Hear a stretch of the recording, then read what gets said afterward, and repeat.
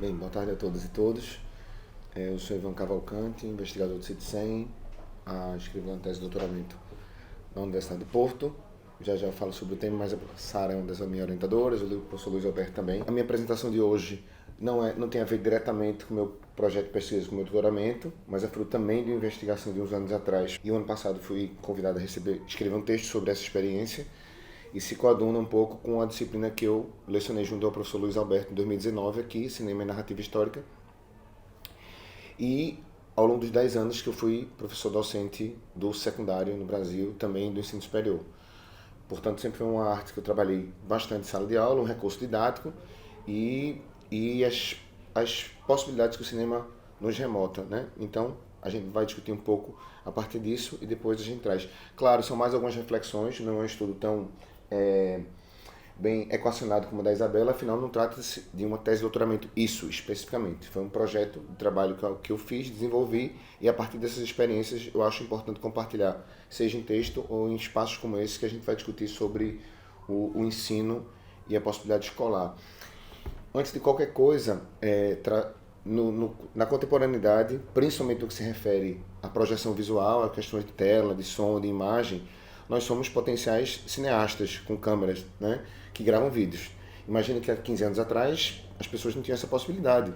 Então a relação com vídeo, com tela, com som e imagem era completamente diferente também para os alunos, não só para os professores, né? Então os professores passaram a lidar com isso, os seres humanos de uma maneira geral, professores ou não, passaram a lidar com isso e somos um pouco também vigiados, né? Somos atores de qualquer filme que qualquer pessoa possa fazer. Então tudo isso mudou a relação que nós temos com o vídeo, com o som e a imagem em movimento, mudou completamente, né? Essa é uma coisa que só outra pessoa fazia, a partir de agora nós podemos fazer. E podemos fazer de qualquer forma. Um roteiro pensado, organizado, ou um roteiro furtivo, um roteiro orgânico, né? Pensado de maneira didática ou apenas para fins e diversão. Claro que isso no ambiente escolar, para um professor de história, é muito complexo, né? Uma vez que desde os primeiros filmes que foram elaborados pelos irmãos Lumière, o elemento histórico sempre teve presente, né? Sempre teve presente, seja no quesito registrar o circunstancial enquanto documentário ou na hora de ficcionar alguma história.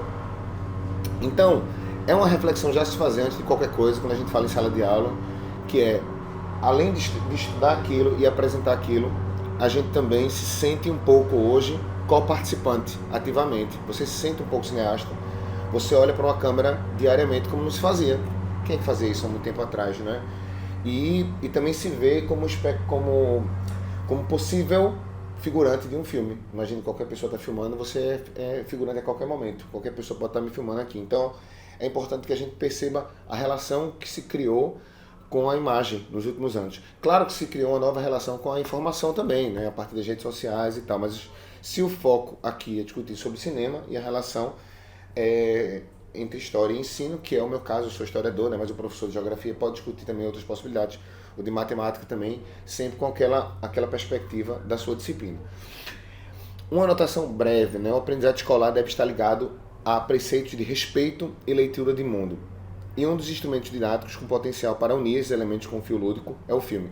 É claro que é muito mais interessante você assistir um filme com trilha sonora, com coisas que não param, menos monótono, do que estar ouvindo sempre uma pessoa falar.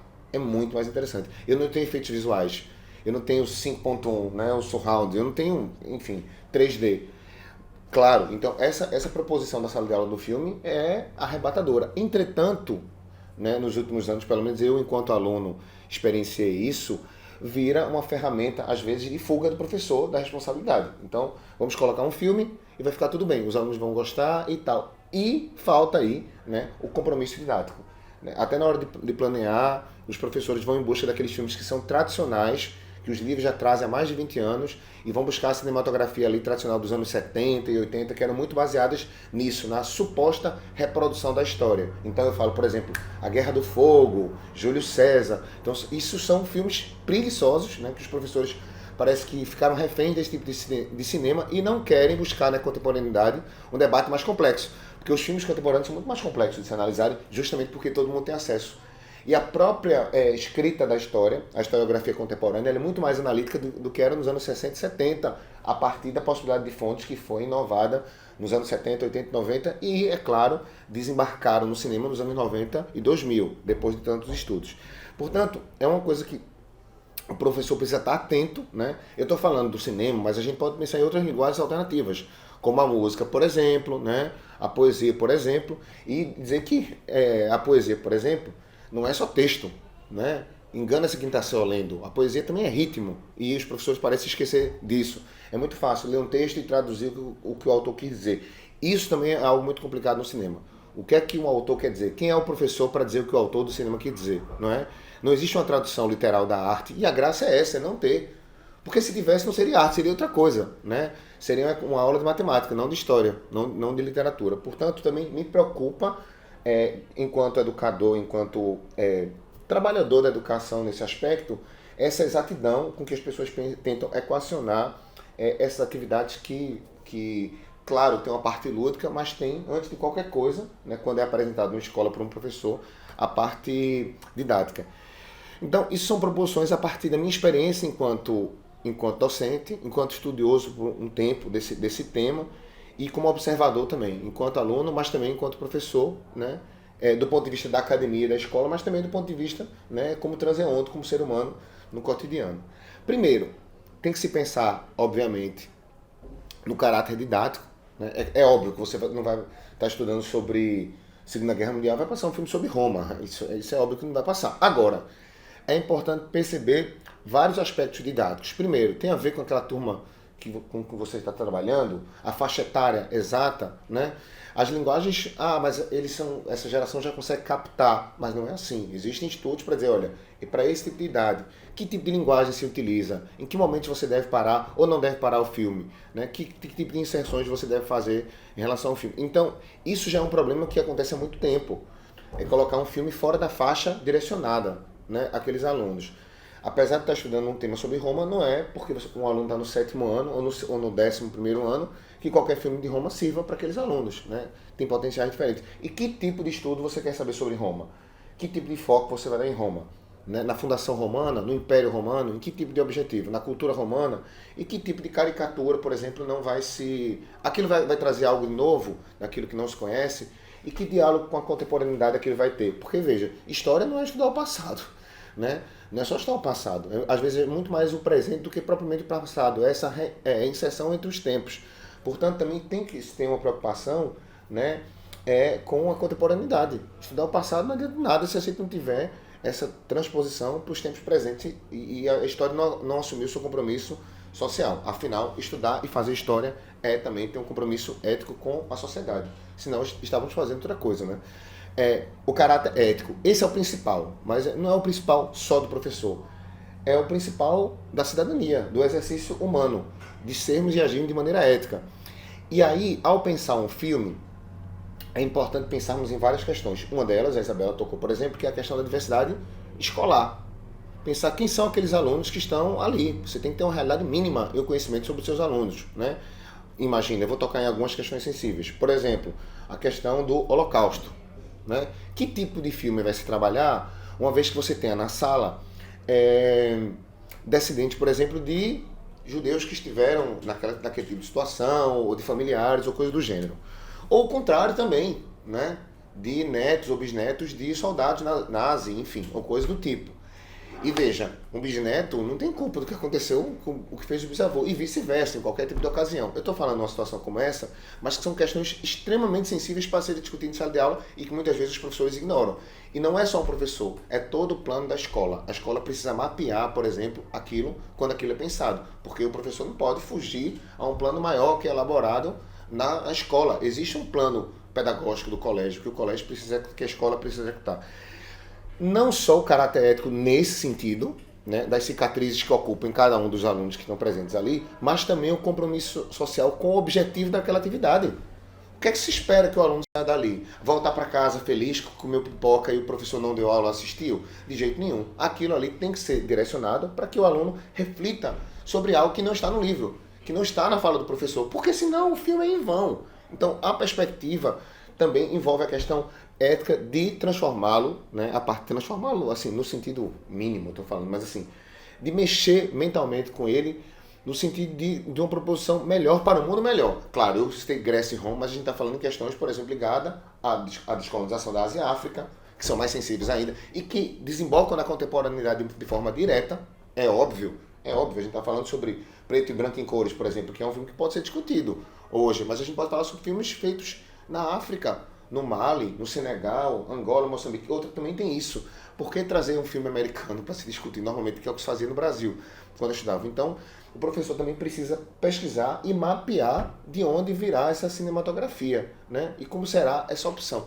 Essa opção do professor pode ser fundamental, né, no caminho curricular e até mental, espiritual daquela criança, daquele grupo de alunos.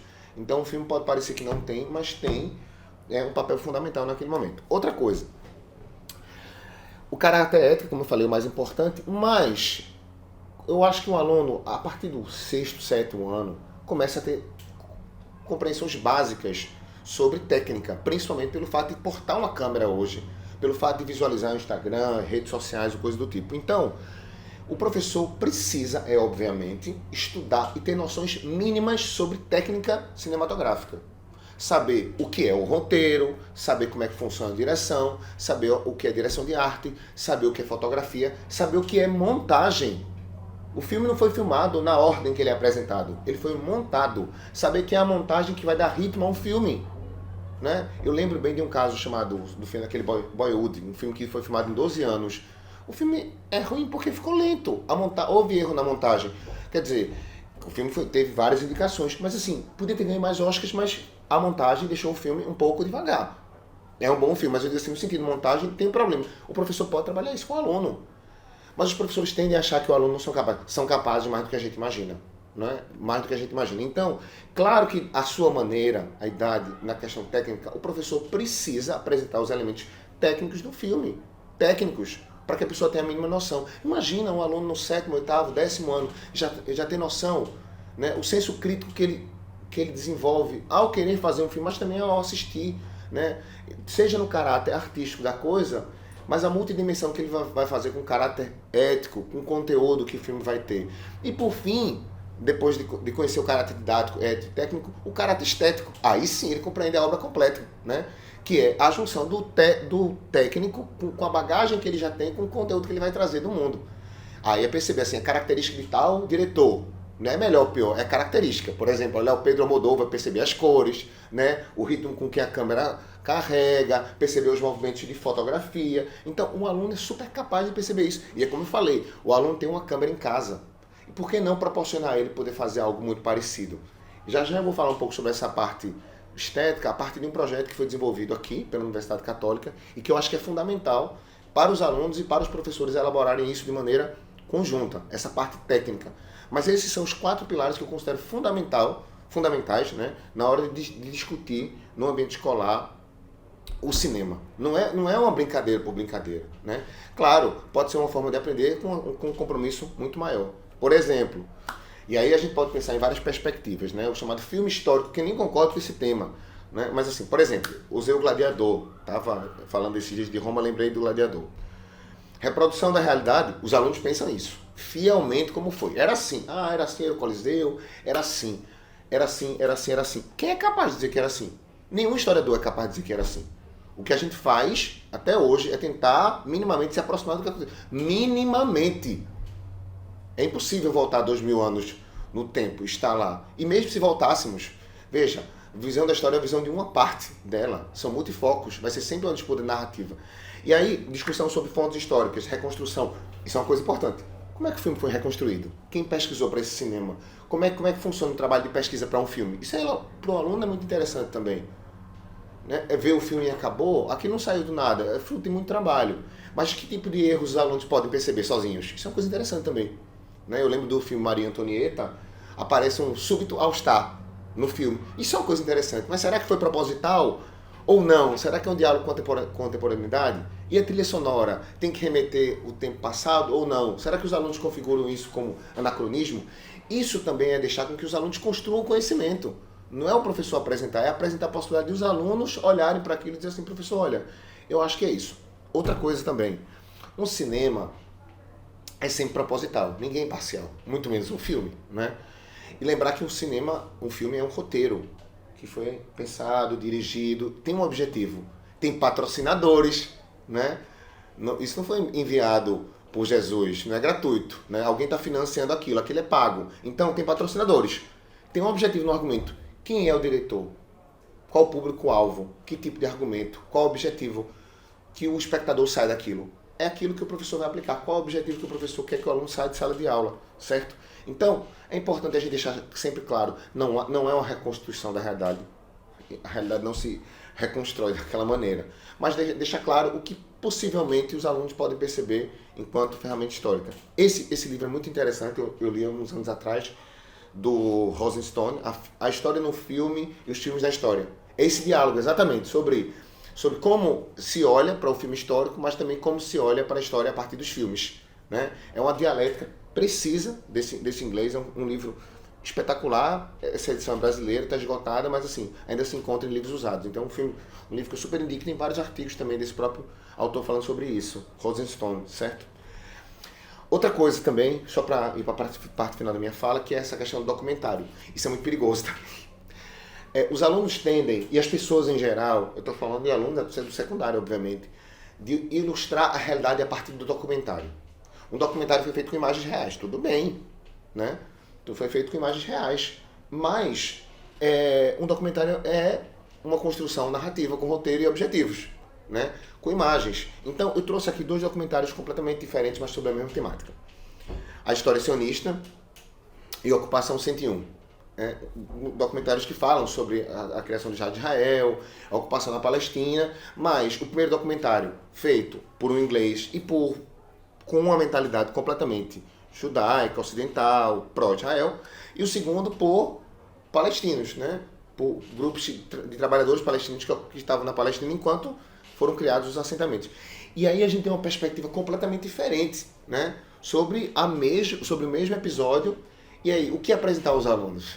Né? E qual a realidade que esses alunos têm? Será que se você apresentar a Ocupação 101 e tiver alunos judeus em sala de aula, vão chegar em casa dizendo assim, olha, como assim? Essa história que foi me contada é completamente diferente. Então, exemplificar para os alunos também que o roteiro é fundamental na construção daquilo. E que você pode sair, a partir de um filme, com a cabeça completamente embaralhada, certo? Isso do roteiro é algo que me preocupa até hoje, entre os adultos, né, na discussão, seja até jornalística. A gente agora teve eleição e se usa muito isso, né?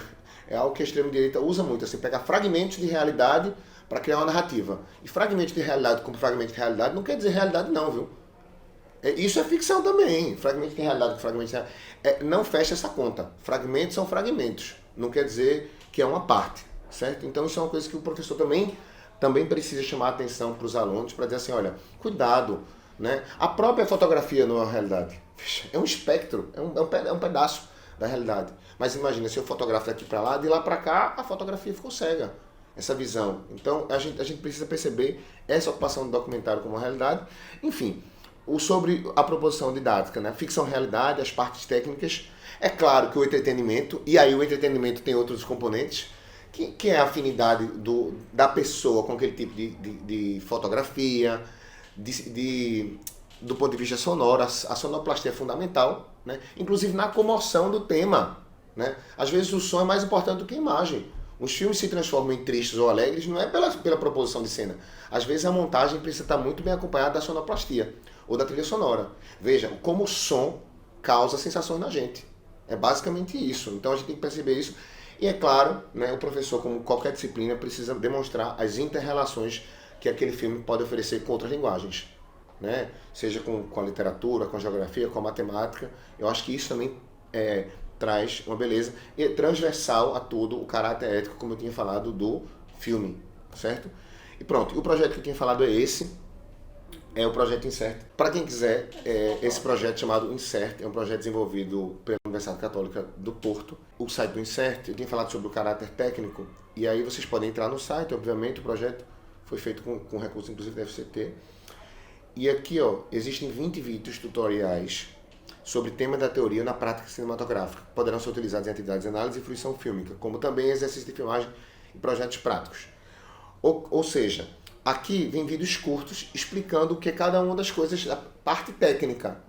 Mas isso é uma parte técnica, assim, super didático, a profundidade do campo, que está muito mais ligada a quem está fazendo o filme. A fotografia, co-iluminação, gêneros cinematográficos, o som, fora de campo. São livros, são pequenos curtos vídeos, argumento, pré-produção, direção de fotografia e arte, pensados para isso, para que os alunos possam assistir com os professores e executar seus próprios filmes também, sabe? Na hora de criar. Então é um projeto assim riquíssimo e foi feito com vários professores ao longo do país e com vários investigadores na área de cinema, mas que eu acho que ajuda muito, principalmente, e vem um caderno pedagógico que vocês podem enviar um e-mail, pedir, eles enviam para vocês com a parte em texto e um pouco mais do que vocês estão vendo, mas isso ajuda muito a elaborar, como eu falei, a parte técnica e estética do filme. A parte ética é com o professor, é para isso que nós estamos em sala de aula, né? Mas eu acho que é um projeto que acrescenta muito nisso, porque eu acho que os alunos vão ser capazes de juntar ético, estético, né? E o resto é conosco, mas o resto eles conseguem fazer. Pronto, eu tentei falar um pouco, né, sobre a minha experiência a partir de alguns estudos sobre cinema, algumas sensações, e apresentar esse projeto que foi desenvolvido pelo um dos professores, o professor Pedro Alves, da Universidade Católica do Porto. É um projeto muito bacana que está disponível online para quem quiser acessar. Pronto, é isso.